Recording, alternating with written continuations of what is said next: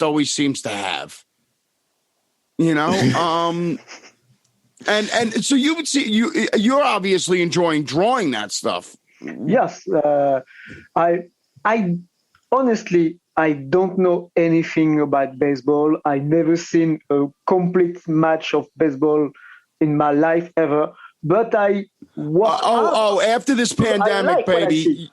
After this pandemic, baby, you're coming to the Bronx, and we're going to see a Yankees game with my mom. Absolutely. I count on it. Yeah, all rolling in wearing our Elston Howard T-shirts. I'm start to zero from the story. So I discover things after things after things. I verify everything, how the hand grabs the bat, how the feet on the floor, and I discover everything along the way. And I look at everything in comics related close to baseball because I want to do something unique in a way. And I found some way to draw baseball match that appealed me, and I believe are not very common. So I'm very curious, excited to do the book one day. Yeah, so now we've managed to create a New York Yankees fan, Jared. I think that's absolutely. I think that's pretty awesome. You know, I love it. And but the other news that I think we really should discuss is the publishers that have come in from Europe. Oh yeah, absolutely. We have Panini, who has come in to do a French translation of Big Black Stand at Attica, and Flow Press, which is coming in to do a Spanish translation and hit all Spanish-speaking markets. And Flow Press, of course, we are all just honored that they chose this book to go along. They've already published Ame's Muhammad Ali and Miss Davis, and this completes the Soul trilogy.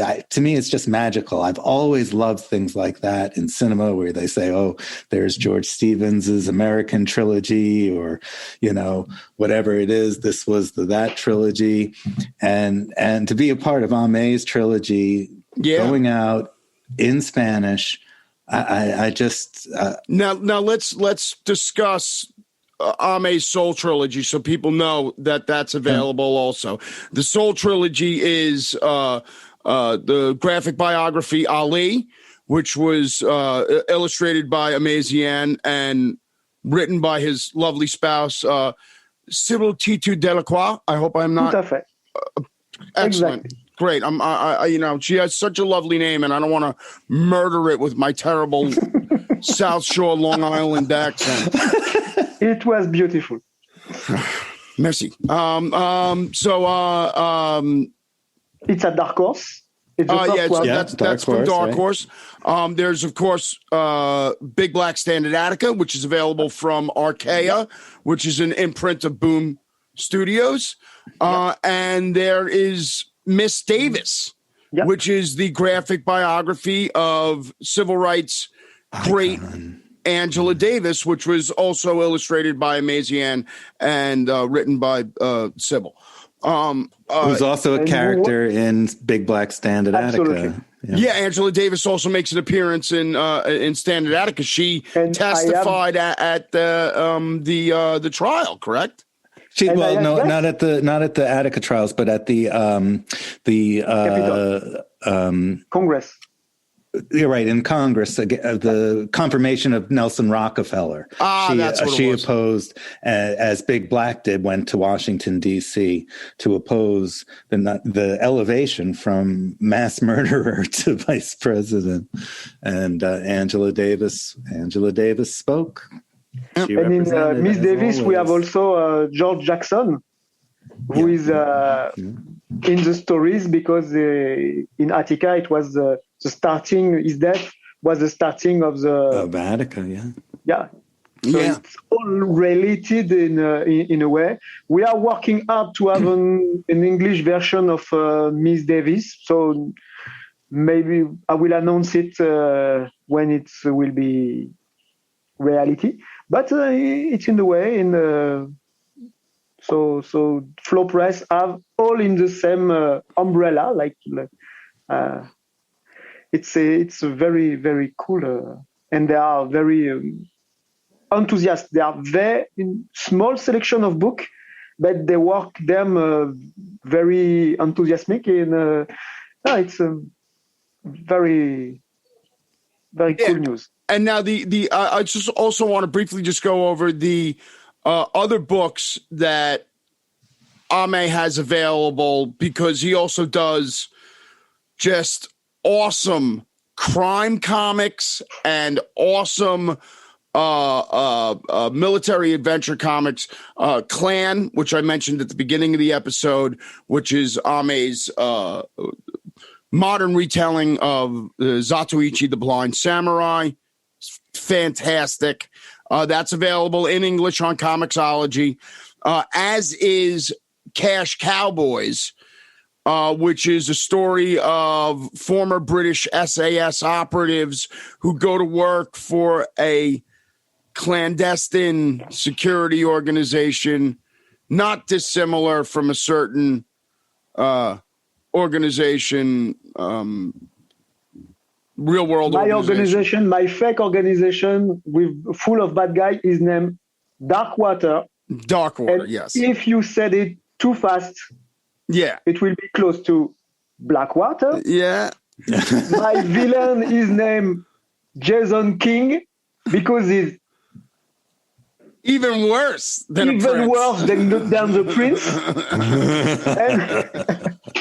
If that's possible. And we have funny, or not funny because I didn't laugh, but we have a part when the Capitol is involved in the stories. I can't tell you where in the story, but when I reread it this month in January, I say, oh, it was funny.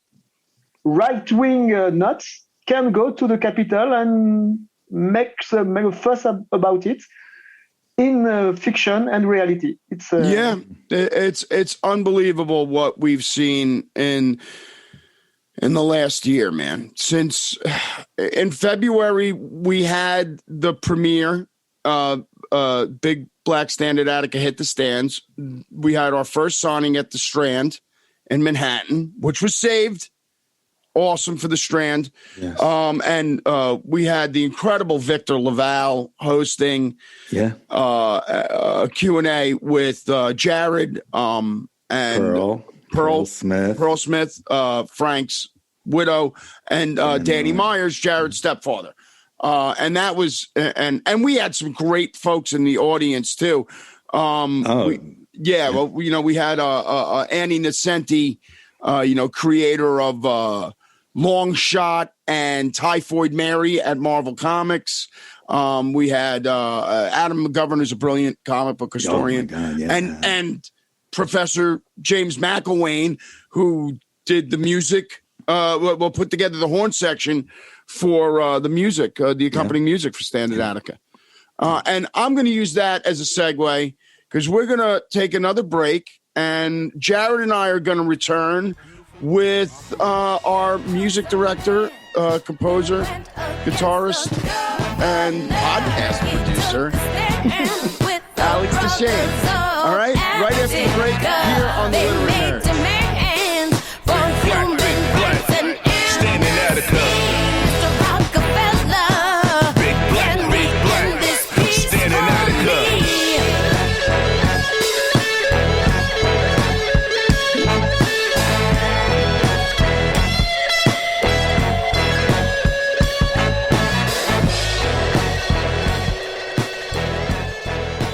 Welcome back to the Literate Nerds, everybody. During the break, we've been listening to the theme song to the graphic memoir, Big Black Stand at Attica. You can find that track and another song inspired by the life of Frank Big Black Smith at standatattica.bandcamp.com. And we're going to bring on our friend Alex Tichane, who is our musical director. And when Jared initially got the idea of possibly doing this as a musical, in many ways inspired by Hamilton.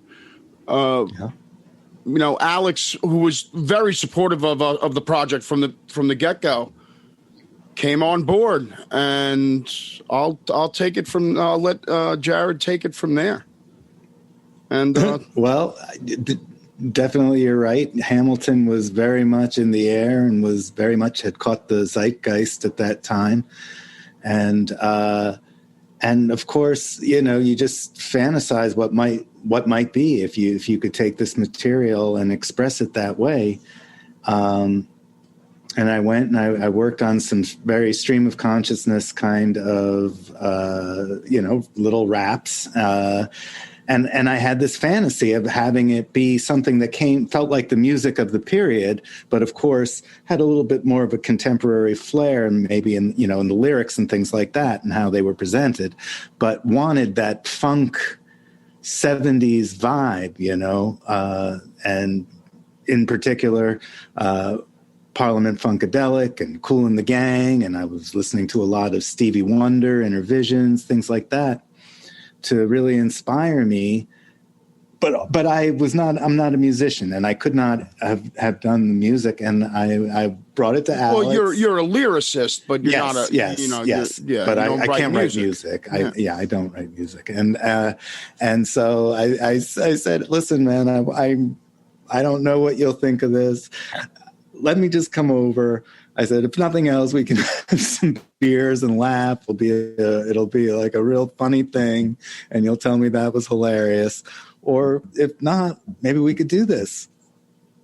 And so then I had to go over there and do my little stream of consciousness rapping. And there were like 7 or 8 of them at that point.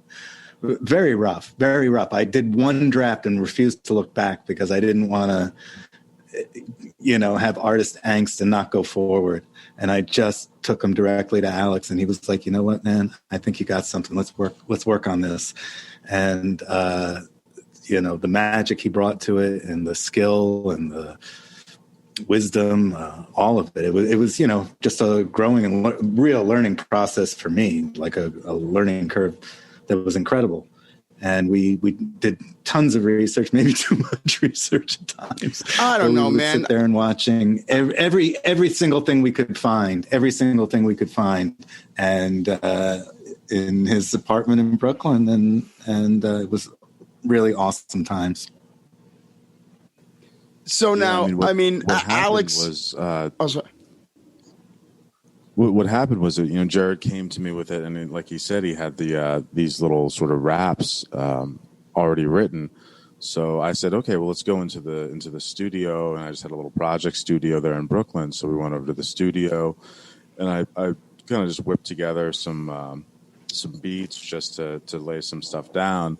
And so Jared got in there and kind of very nervously, sheepishly got him to do some of these raps, and so we did them. We said, okay, well, this is cool, but how do we get this to be something that really is going to, have a lot of appeal? Something that really is going to be at the level that we wanted to create something. And so it from that point, we actually dove back into the research. And I said, well, this material so well, and I really need to know about these characters that we're trying to write about and the stories we're trying to tell.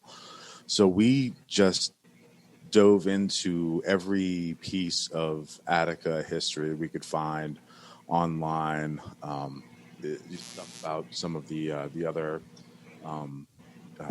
Heather Thompson's Blood in the Water. I know that you guys use that as a source. Heather has been very supportive. A lot of things. And one of the big things for me was obviously Frank and Jared. Were very close in real life, and Jared really knew him. And it was really important for me to find as many interviews of Frank as I could to really listen to him and really get his voice in my ear, because I thought it was so important to as best as I could without having actually known him in life to approximate his voice and try to get that. And it was it was a long process, but it was worth it. And I think we really spent the time to build the groundwork to have